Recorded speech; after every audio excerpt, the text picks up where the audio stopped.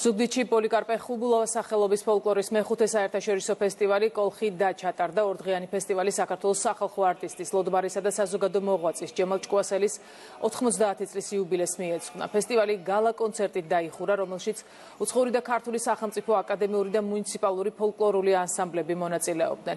მოეწყო ტრადიციული რეწვის ოსტატების ნამუშევრების გამოფენა გაყიდვაც.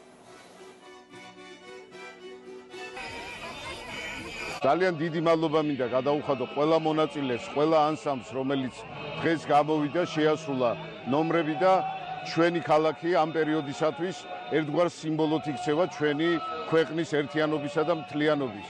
ძალიან მნიშვნელოვანია, რომ ჩვენ ჰანგებს სიყვარულით უგზავნით ჩვენს აფხაზ და-ძმებს და დარწმუნებული ვართ, რომ სწორედ ჩვენი საერთო კულტურა, საერთო დედასამშობლო კიდევ ერთხელ გაგვაერთიანებს. ძალიან ბევრი შემსრულებელი გვყავს მთელი საქართველოდან და არა მარტო საქართველოდან, აკადემიური ანსამბლები, ფოლკლორული, მუნიციპალური ფოლკლორული ანსამბლები.